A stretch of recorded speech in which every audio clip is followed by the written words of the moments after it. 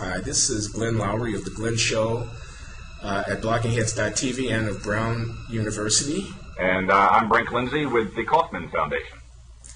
Brink, it is so good to be talking to you again. Are you a closet economist, or do you have an official credential? I have no official credential. I'm a recovering lawyer. Well, good that you're in recovery. I want to say welcome to the fraternity as far as being an economist is concerned, because, well, we're here to talk about your new book, Human Capitalism, How Economic Growth has made us smarter and more unequal. There you go. Thank you. Sorry for flubbing that. That's Princeton University Press. That's a high-profile venue, and I'm sure that the book is going to get a lot of attention, and it definitely is a work of economics in the best sense of the term, in my view. I mean, using economic analysis and ideas to look at major social issues that are confronting us and to generate insight. And chucking in some sociology and psychology and anthropology. That's the thing about not being part of a discipline. It's easier to skip from silo to silo and be eclectic, which hopefully I've done to some good effect.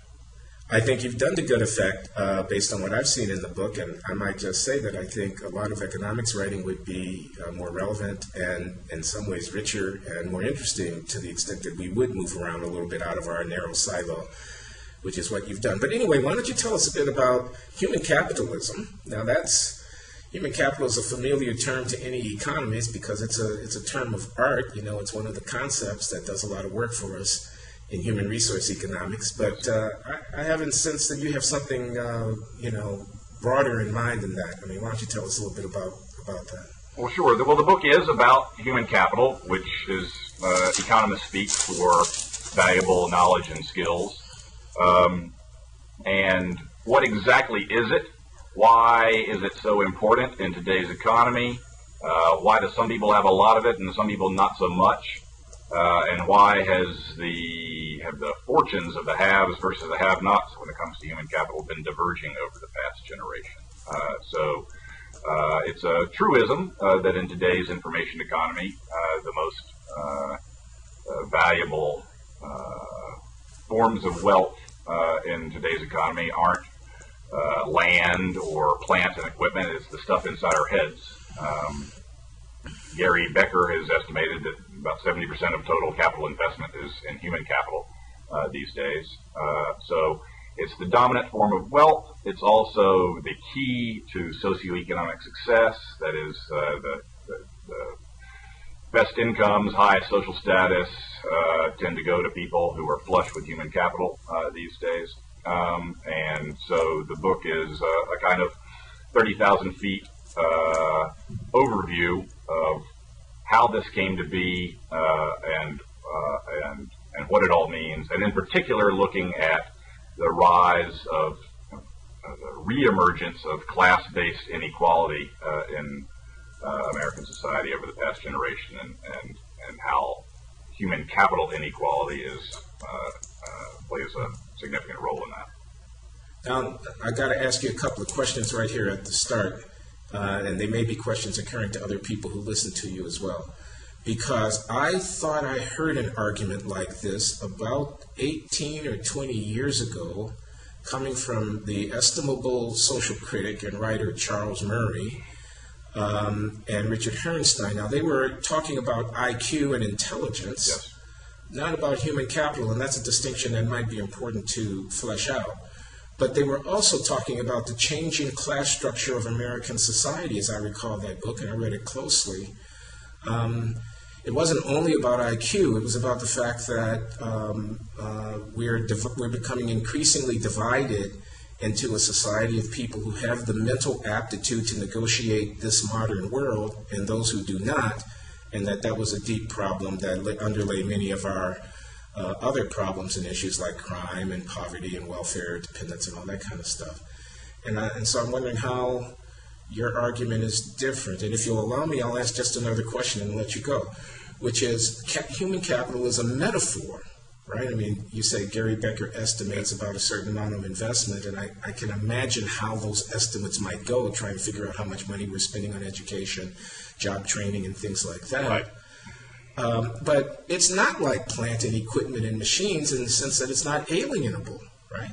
I mean, anyway, right. Let me not prejudge this question. I just want to, are we putting a lot more weight on this metaphor, because human capital is a metaphor in relation to physical capital, and might that cause some confusion? Anyway, do you see the questions I'm asking? Sure. Okay, well, let me start with Charles Murray.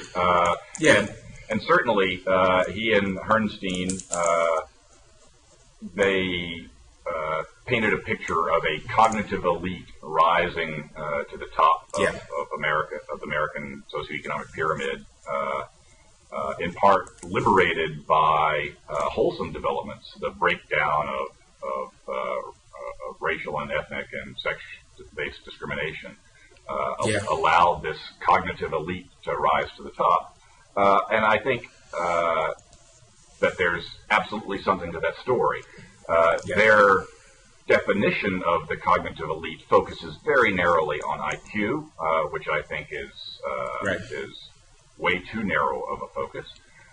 Agreed. There's a lot more going on that's valuable in the marketplace and that explains success and achievement besides how well you do on IQ tests. And I try to get into that. And then beyond their narrow focus on IQ, they put so much weight on the genetic basis for IQ or the heritability of IQ. So it's not just a meritocratic cognitive elite; it's a hereditary caste of the genetically blessed who have risen to the top. And whereas your story is much more culturally focused. And so and my the way I put it, first, I see class-based cultural differences as a big explanatory variable in explaining the human capital differences between classes. And in taking that stance, I'm sort of put myself in a crossfire.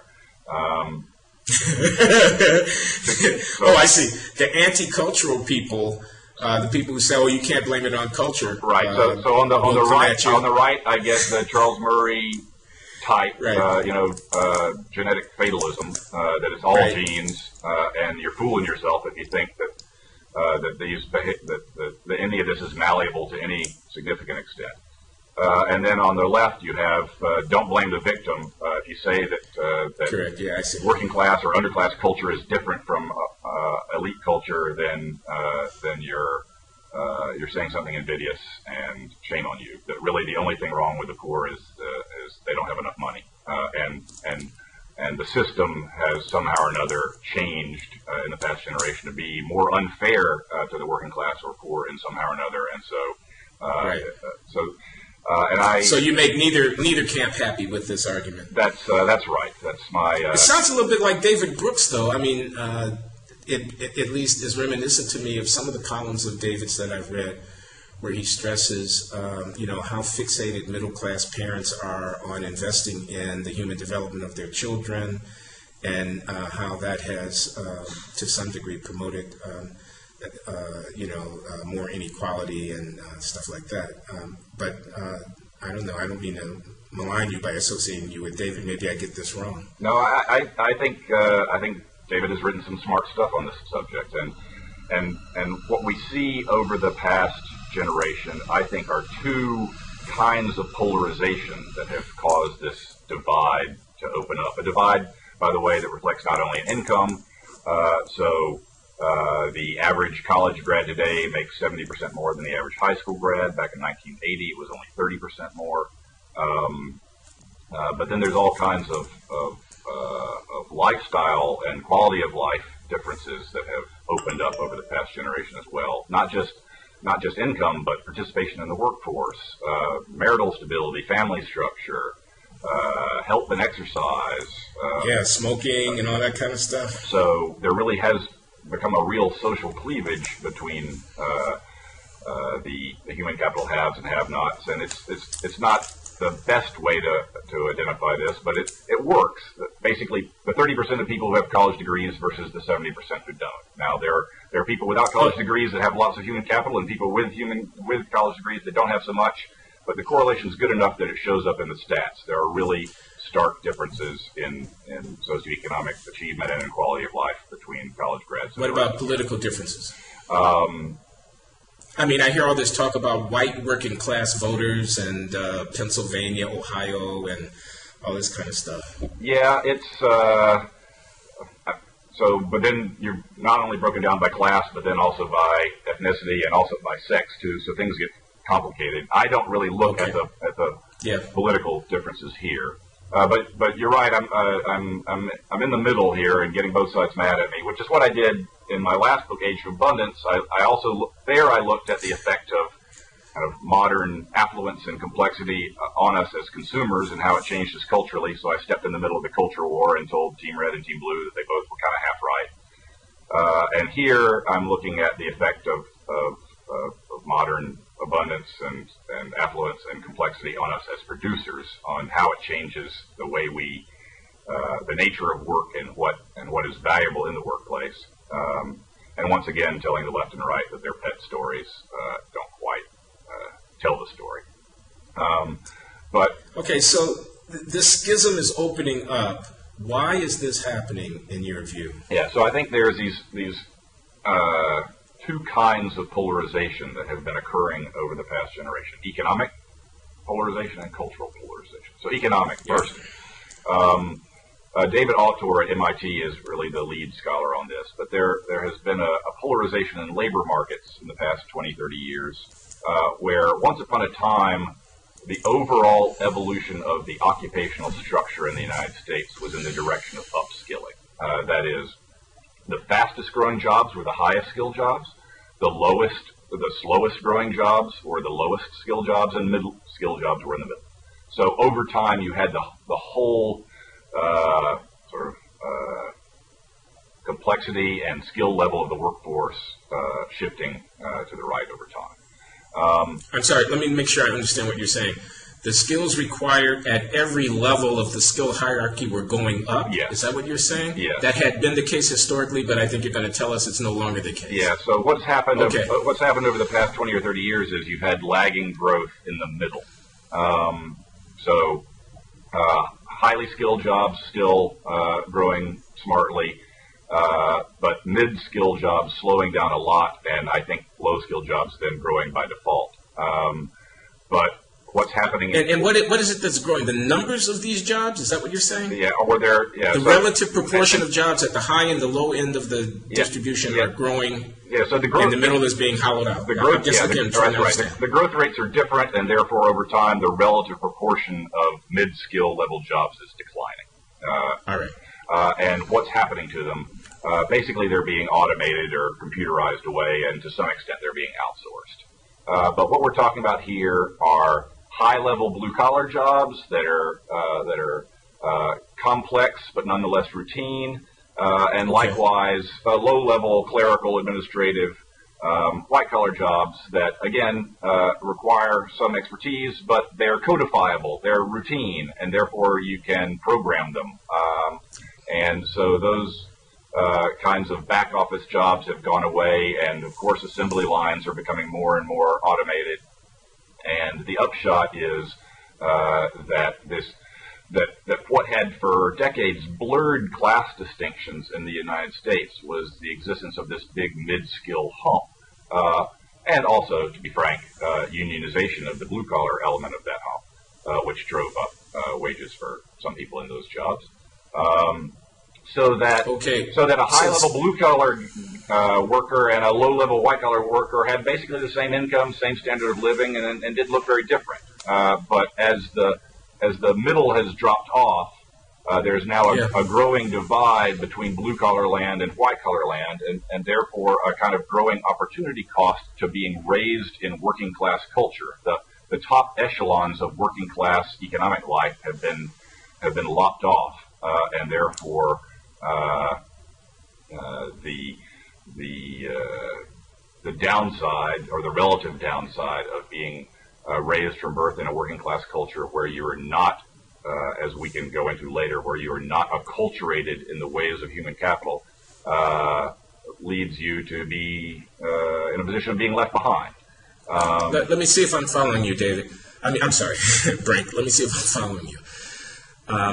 So there are these cultural differences, you're going to get more into this momentarily, out there that have parents raising their children differently depending upon where they're located in the sort of class and the cultural landscape, which in the past had not been such an impediment to a person who grew up, with maybe high school educated parents. Maybe there weren't many books in the house. Right. Maybe there wasn't anybody talking about going to college. Maybe, they weren't very intellectually oriented and they were more whatever, okay? Yep.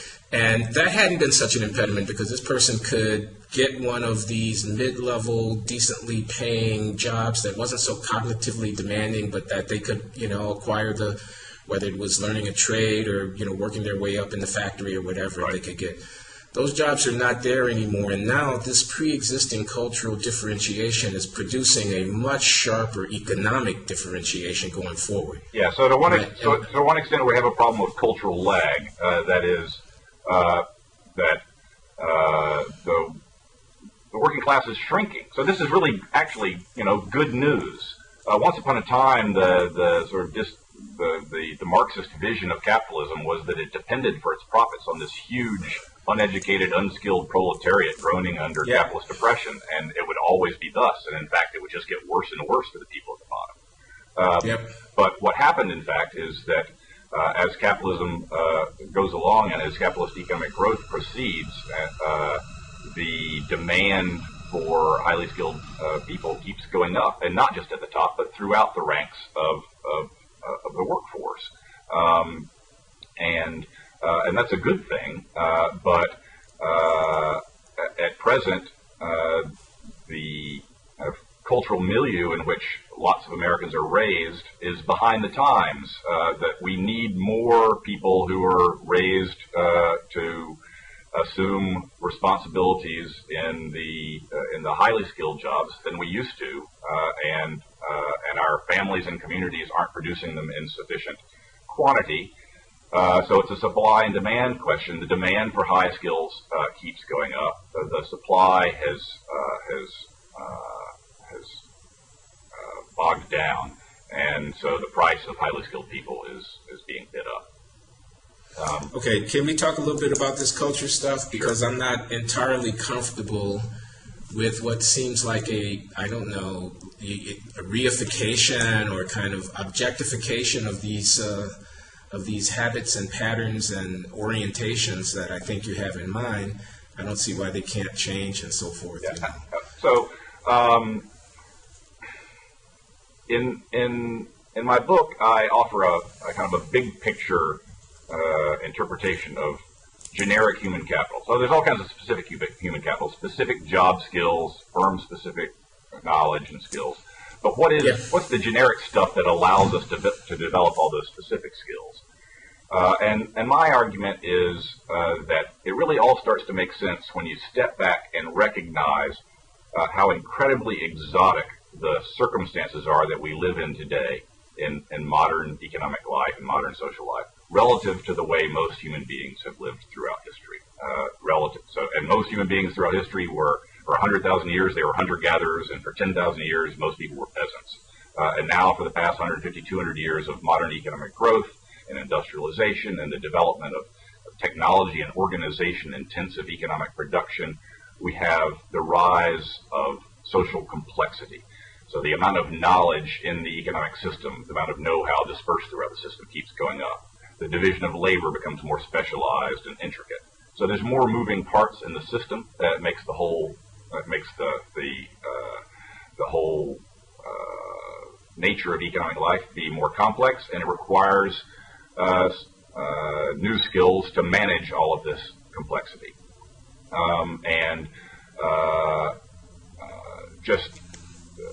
The good news is that it's made us a whole lot smarter. Just in educational attainment, the progress over the past 100 years is amazing in the United States. In 1900, 6% of Americans graduate high school. By 1960, that had gone up to 70%. It's around 75% today, and it's a scandal that it's that low. Only 8% of people graduated college. 8% of Americans graduated college in 1950. Now it's up to 32%. So you've had huge growth there. So in inputs, in educational attainment, you've had these big gains. In outputs, the Flynn effect is this astounding phenomenon that raw IQ scores have been going up rather dramatically, decade in, decade out. The so-called Flynn effect. The Flynn effect. James Flynn was an IQ researcher. Yeah, he should get credit for having discovered that. But okay. Yes. So we're getting smarter. So we're getting smarter, and that's a good thing. And what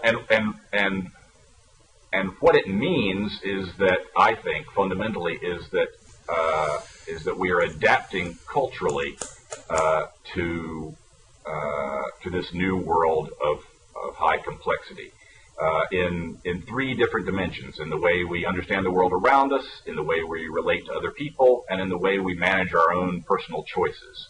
In all of those dimensions, things have gotten more complicated. So we clearly live in a world of information overload. So figuring out the world around us is there's just so much more data and so much more to keep track of. In our social lives, once upon a time, you lived in a tribe or a village, and you knew a couple hundred people, and you've known them since birth, and half of them were related to you. So your social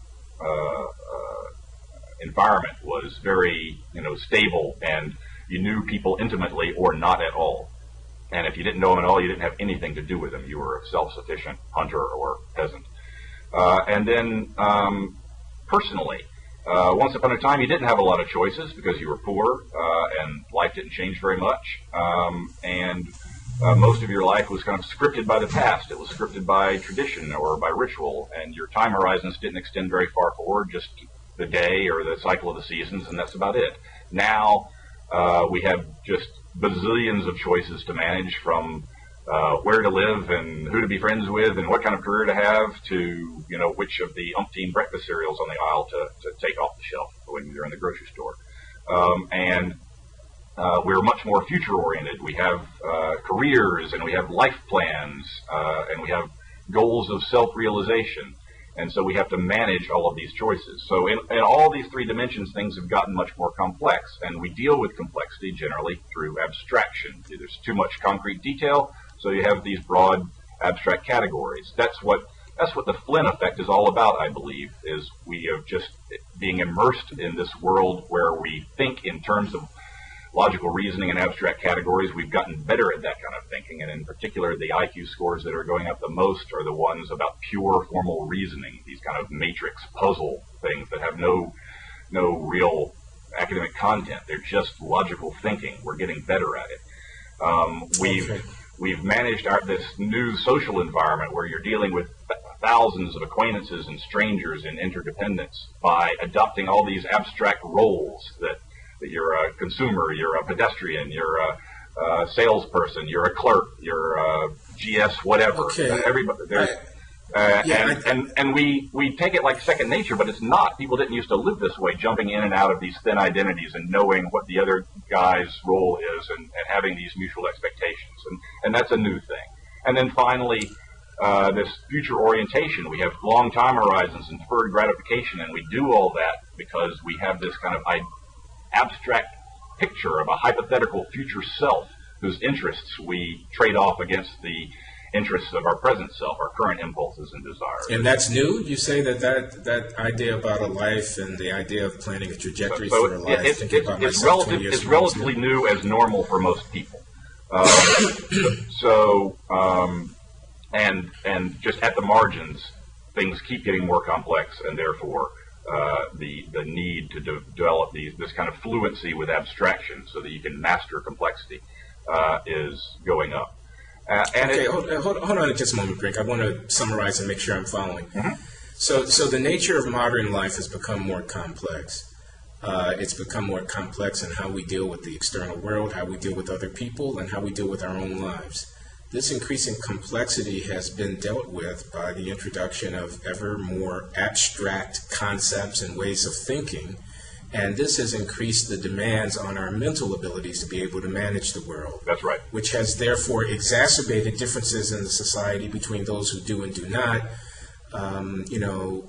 cultivate habits of life and ways of living that promote acquiring these kinds of mental skills. So it develops a chicken and egg relationship between economic class and cognitive culture. If you're a working class person, you've got a job that doesn't require much responsibility. It doesn't require much forward thinking. It doesn't require complex people skills. It doesn't require a lot of motivation necessarily. And so you don't need those.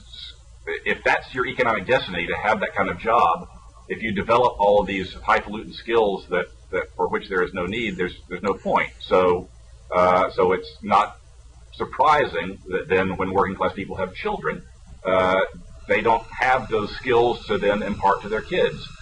Whereas if you're an elite white collar, college educated, grad degree holding knowledge worker, you deal with highly complex subject matter in your work life. You have lots of discretion and autonomy in your work, which requires then being highly motivated and also being well organized. So you have all of these habits in your work life that you developed from birth and that you then pass on to your kids. So from word go, you're stimulating little Johnny and little Susie and making every second a teachable moment, and getting them into the right pre-K so they get into the right elementary school, etc.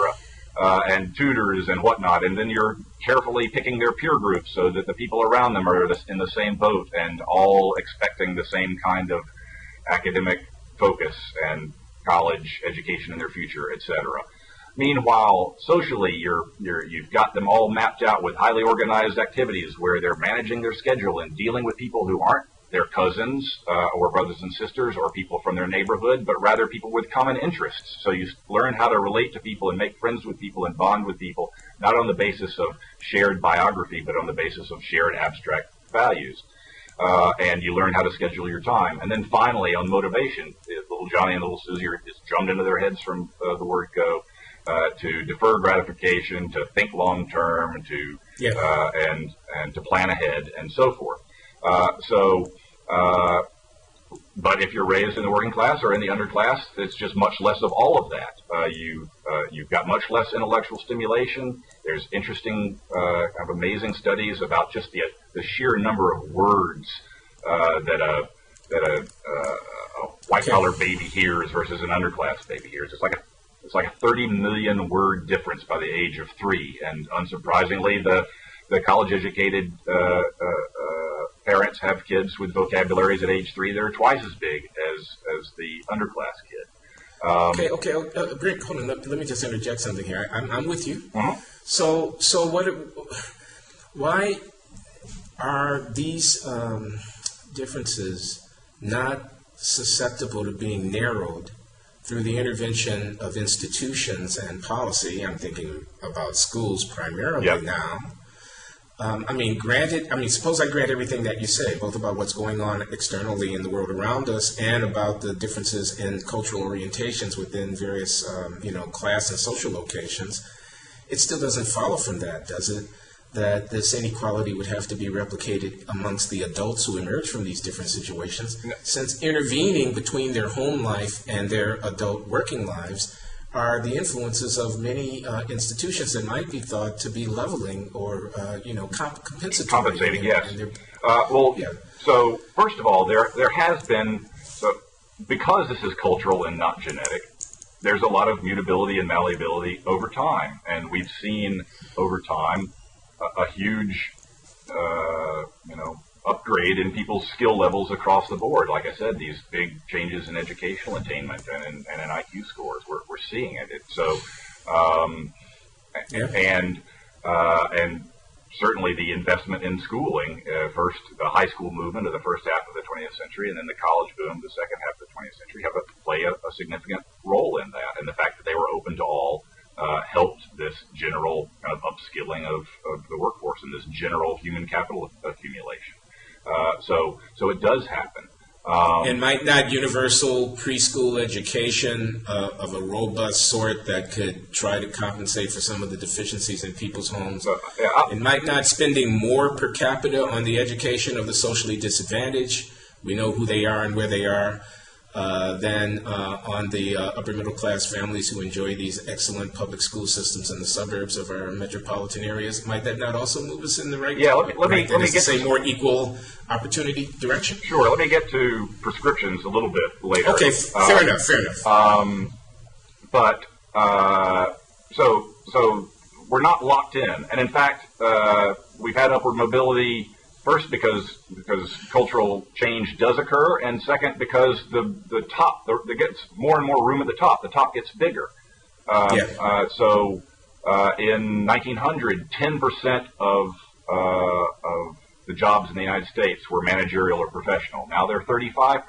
So as just like when animals have developed more complex behaviors, their brain-to-body ratio goes up. It's called cephalization. Likewise, in economies, when the more complex behaviors they're capable of, the brains of the economy, the sort of cognitive elite, the managerial and professional elite, that gets bigger relative. So there's more of them. It's a bigger elite, which creates opportunity. So it's not a dire story of birth equals destiny by any means. But in the short term, we had a big working class. We needed a lot of people who were unskilled or semi-skilled to make our economy go. And when you're raised in that environment, and schools aren't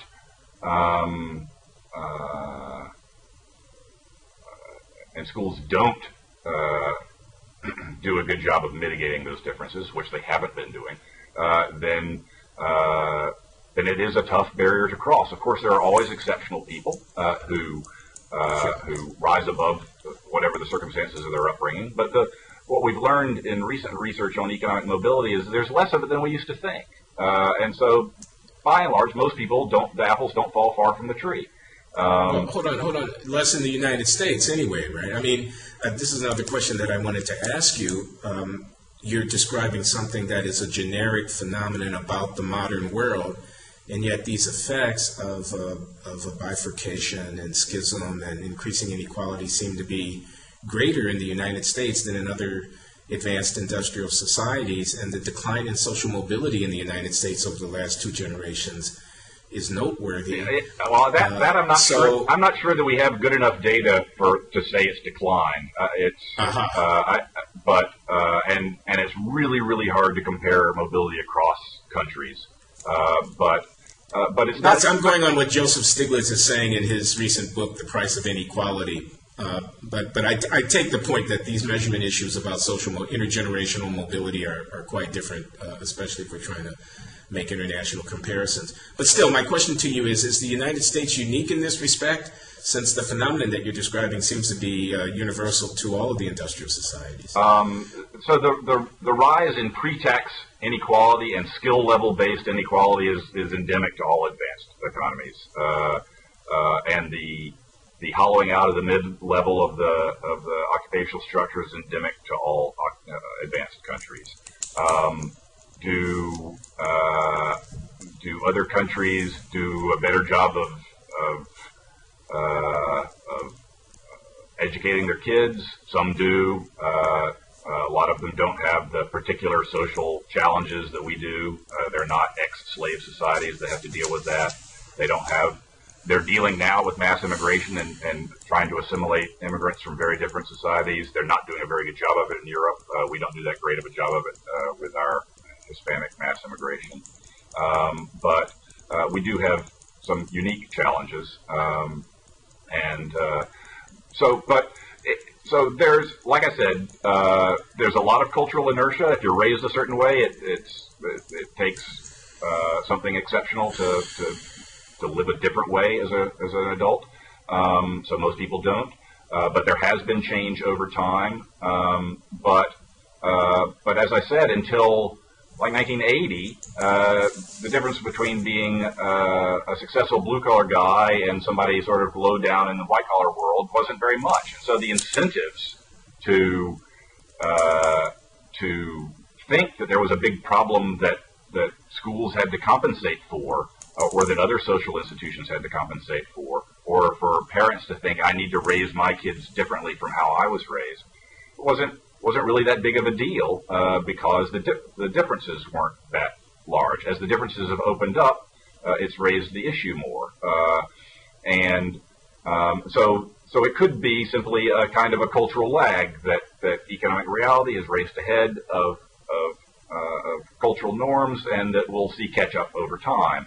But what has happened in addition to this economic polarization, I'm afraid, and complicating the matter significantly, is cultural polarization. So during the 60s and 70s, you had this real moral kind of revolution sweep through the United States, and it swept through all countries as they get rich, where you shift to a much more away from this kind of old authoritarian, scolding, ostracizing morality to a much more relativistic, individualized, conscience-based, don't want to tell other people how they should live their lives kind of approach to morality. And that has had very different consequences for people who are acculturated from birth to have long time horizons and defer gratification and think long-term than people who aren't.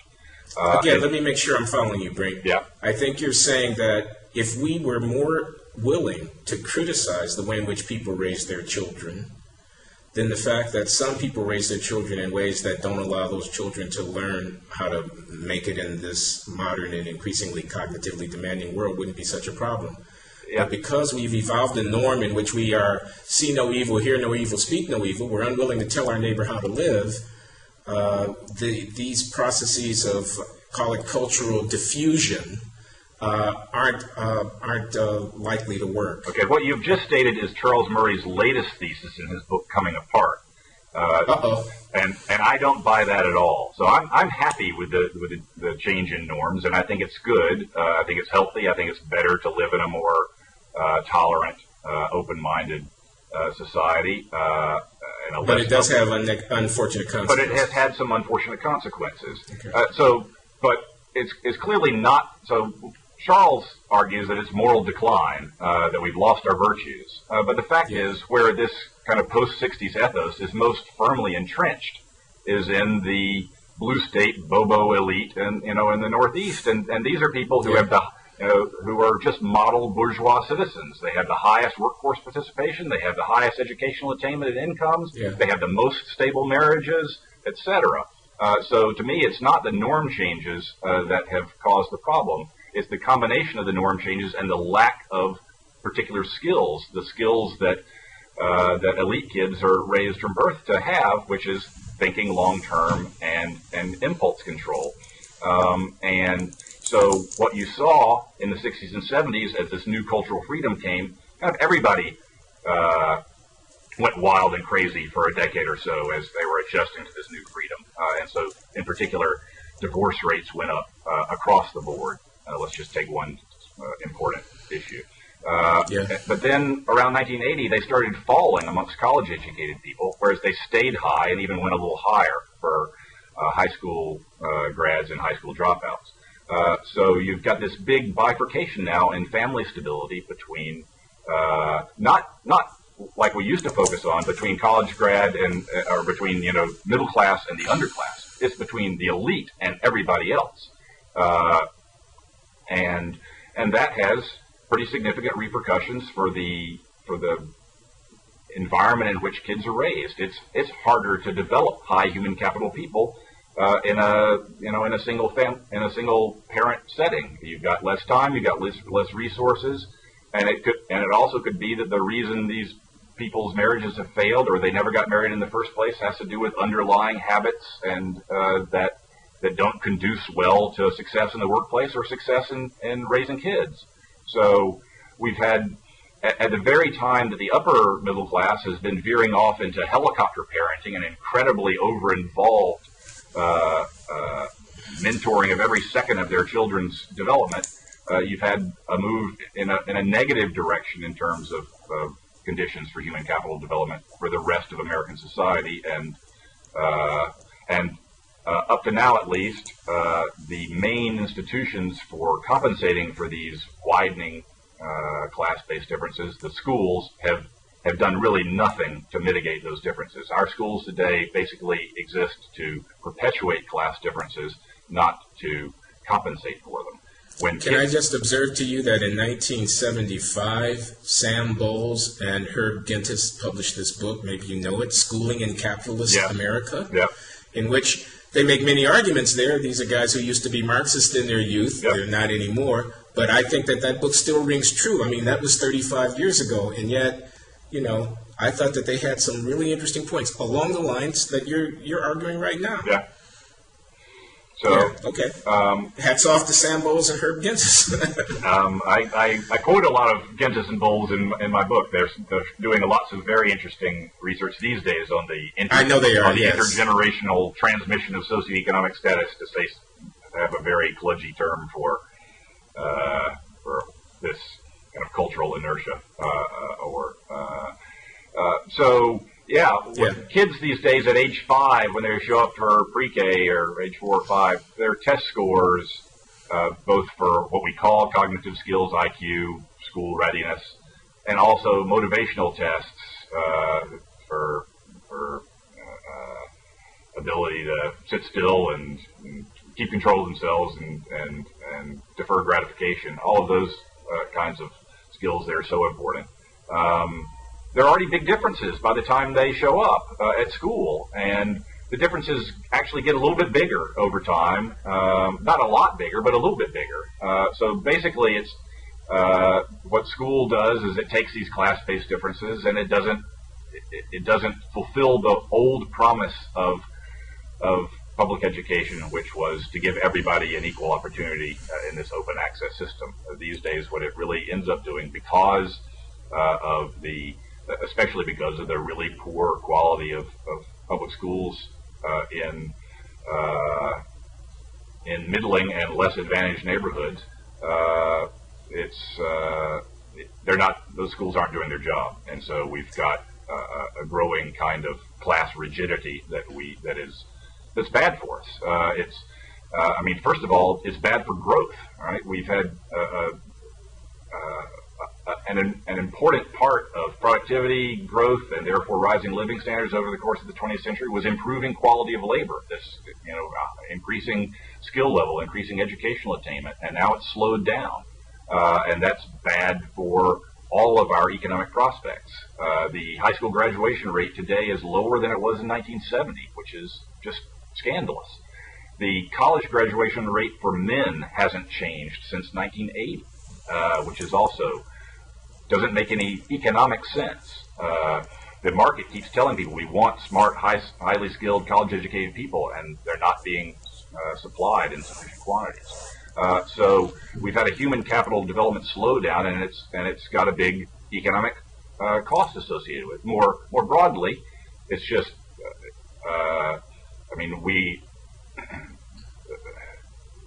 I'm enough of a Rawlsian liberal to think that a society in which all people, or as many people as possible, are thriving, where the institutions and rules of society are working out well for everybody, and everyone's doing well, even the people at the bottom, that's the ultimate benchmark for how good a society's rules and institutions are. And so if we're in a situation where the majority are falling farther and farther behind a fortunate minority who chose the right parents, then that ought to make us feel like very dissatisfied with the state of things and be looking for ways to make this better. So what should be done, Brink, in the last, 10, 15 minutes that we've got here? I think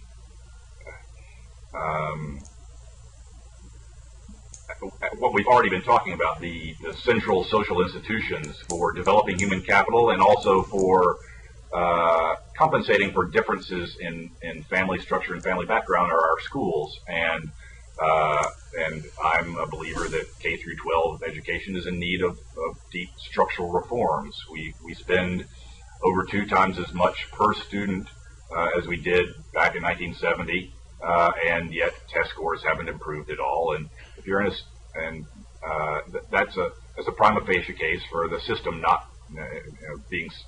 being broken. If you can double inputs and get no change in outputs, that's not a great system.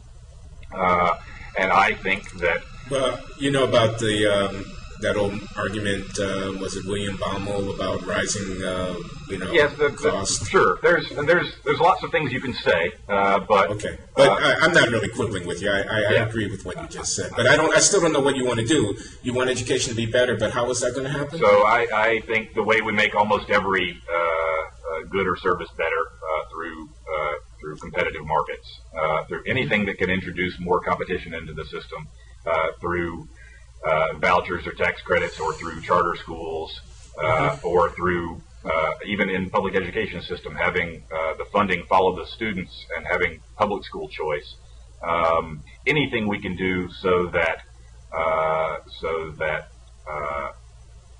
parents have more choice where to put their kids, so that good schools attract more students and poor schools shrink and die. And so that teachers and administrators on the ground have more autonomy over what goes on inside of their schools. All of that, I think, is the correct direction to be pushing. But one reason why K through 12 doesn't do as well is because kids are showing up, for kindergarten, and they're already way behind. So I think that more efforts at early childhood intervention for kids from disadvantaged backgrounds is absolutely worth exploring. The results aren't they're not miraculous. James Heckman is the most sort of prestigious and ardent defender of early childhood intervention, but first of all, he doesn't think there's really a case for universal preschool, because it's really for kids that aren't from disadvantaged backgrounds. They're getting this kind of stuff that they would get from preschool in their home anyway. So there isn't much of an advantage for them to be going to preschool if they're not already. But there is an advantage for disadvantaged kids. It's not a silver bullet. It doesn't. These programs that he has investigated, there are these small pilot programs where they then have tracked the kids that were in them for decades afterwards, and know all kinds of things about them. They show not turning kids from the underclass into the elite, but they show enough change in high school graduation rates, and in welfare dependency, and in job participation, and in criminality that they pay for themselves many times over. And so the trick, I think, the huge challenge is scaling those successful projects, but it's a challenge that deserves our attention. School competition, early childhood education targeted at those who need it. What else? And then on the higher education side, I think we're on the cusp of seeing really incredible broadening of opportunities for post-secondary instruction, thanks to the online world. But there's a whole edifice of rules and regulations which are making it difficult for those. So rules, regulations, and subsidies that make it difficult for truly disruptive competition to be taking off in the higher ed world, and so deregulating higher ed and reducing subsidies for higher ed providers that are offering a terrible menu of ever-escalating costs and ever-declining rigor. I'm sorry, I teach at Brown University, as I think you know. Yeah. Are you talking about me? No. Okay, well then, the Ivy League's could you fine, clarify? Right? There'll always be elite institutions and elite research institutions, and they're in many ways amazing institutions, and that's great. But we have thousands and thousands of higher education institutions here in this country, and most of them aren't selective at all, and many of them have gotten locked into a nasty dynamic of ever-escalating costs for ever lower quality, and they are ripe for a big bout of creative destruction to come in from online type providers, and we ought to be facilitating that. Finally, or furthermore, anything we can do to attack the problem of intergenerational poverty would be on this ground, as on many others, a big plus. I focus on encouraging work and sort of integration into social life, combating social exclusion. First, through a topic that I know is near and dear to your heart, trying to reverse this horrible trend of mass incarceration, which not only ruins the lives of the millions of people who are currently living in cages, but also disrupts their families and communities. Indeed. Also, and if I can just add, and is a form of social policy, whether or not we want to acknowledge that. Yes. That is to say, that's one of the things that we're doing to manage the failure for large numbers of human beings to develop skills that allow them to be pro-social participants in the modern world. We're investing in corralling those people, and the ill effects of that are, I think, fairly obvious. Yep. But anyway. Yep. Yeah. And encouraging work in social policy as well. We had some of that with welfare reform in the mid-'90s, yeah. and the shift to the earned income tax credit, which I think is salutary. Ned Phelps at Columbia has proposed a system for providing subsidies for employers of low-skilled workers, which I think may be a good idea. I'm not sure how it would work in practice, but we have declining workforce participation we had a complete reversal of the way things used to be. It used to be the working class was called the working class because they worked all the time, and the rich were called the leisure class because they lived off of their inherited wealth. But I'm trying to find the stats now. I have them scribbled down here somewhere.